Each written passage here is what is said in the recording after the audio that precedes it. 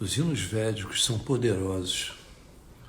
Cada vez mais a neurociência consegue entender que o efeito deles no cérebro é absolutamente verdadeiro. Eu acredito toda essa gama de descobertas sobre os efeitos dos hinos védicos, dos mantras, que são da tradição sagrada, a Maharishi foi a primeira pessoa que, desse universo, do conhecimento que vem da Índia, que resolveu colocar o estudo dos Vedas sobre a ótica da ciência moderna. Então, sempre que possível, ouçam esses hinos, esses mantras, ou mesmo o que nós ouvimos hoje, que é o Rain Melody, depois da meditação. Sempre tem um efeito. Agora, o assunto é a rebeldia positiva que envolve o indivíduo que sai da caixa. Quantas vezes eu ouvi Maharishi dizendo que o amor ele é absolutamente livre, é quase que selvagem. E no momento em que a pessoa tenta enquadrá-lo, no momento em que a pessoa tenta domesticá-lo, ele é destruído. Eu tenho, ao longo dos anos, lido bastante a história de grandes mestres e vejo que eles eram um furacão de liberdade, de certa forma de rebeldia ao status quo, de espontaneidade. E o fato é que você não pode administrar, dar o amor a alguém e ao mesmo tempo controlar esse amor. Controlado, ele perde a potência, na verdade ele acaba se esvaindo, ele morre.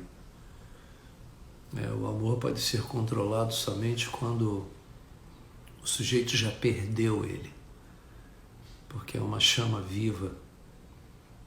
Algumas pessoas no cristianismo dizem que o Espírito Santo é um rio de água viva. O Espírito Santo é caracterizado pelo fogo. Se ele estiver vivo, ele controla a pessoa, de tão poderoso que ele é. E não ao contrário. Se o amor estiver vivo, ele possui você. A pessoa fica simplesmente imersa nele. Maharishi contando, vocês devem ler o livro Amor em Deus. Alguns aí do grupo têm. Maharishi contando quando ele começou a ter a experiência da consciência divina, o que ele sentia. Maharishi dizia que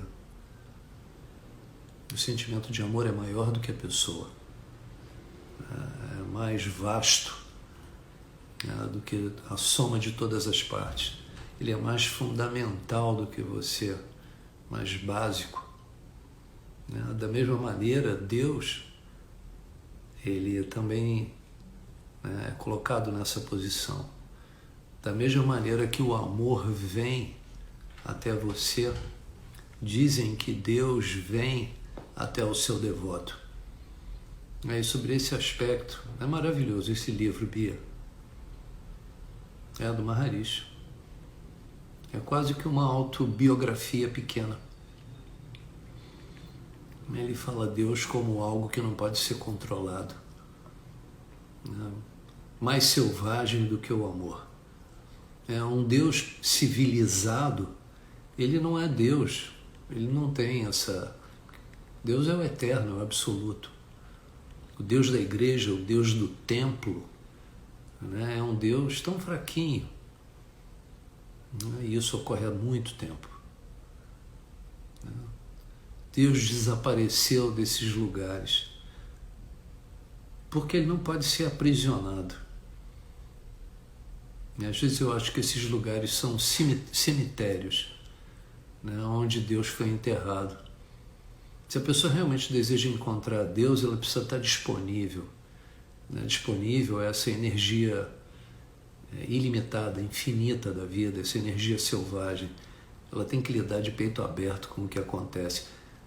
Isso é maravilhoso, né? Como eu gostaria que isso acontecesse na minha vida, ao mesmo tempo tenho um medo tão grande, né? O amor é o primeiro vislumbre, né, na jornada. Foi isso que me incendiou quando eu tinha 17 anos de idade. Eu não tinha controle, né, sobre essa atração, né, com relação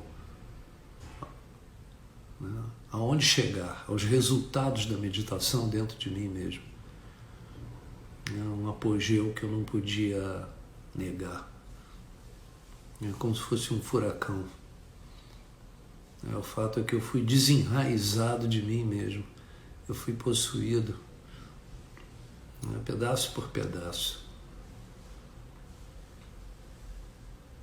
E a partir dali, nunca mais eu fui o mesmo. Dizem no cristianismo que Deus é a cruz e é a ressurreição. Eu não consegui manter esse estado por muito tempo. De vez em quando ele vem e eu fico desbundado.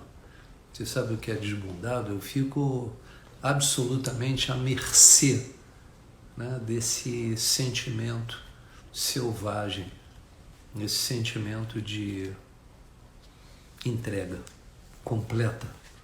É algo que não vai muito além de mim mesmo. O dever maior, né, a urgência, né, é encontrar Deus e amá-lo sobre todas as coisas. Isso é tão antigo. Na mais profunda sinceridade, no mais alto dever, consciência, compreensão, né, valor ético, né, perdão, caridade. Sempre que nós pensamos nos outros, nós nos colocamos, né, nesse patamar. O que nós mais precisamos no dia a dia vem com essa inspiração, vai moldando a gente como se nós fôssemos um instrumento da divindade andando pelo mundo. Era assim que eu via Maharishi. Existem dois tipos de pessoa, né? Os que constroem lares com deveres, com compromissos, né? Contas a pagar, compromissos assumidos, né?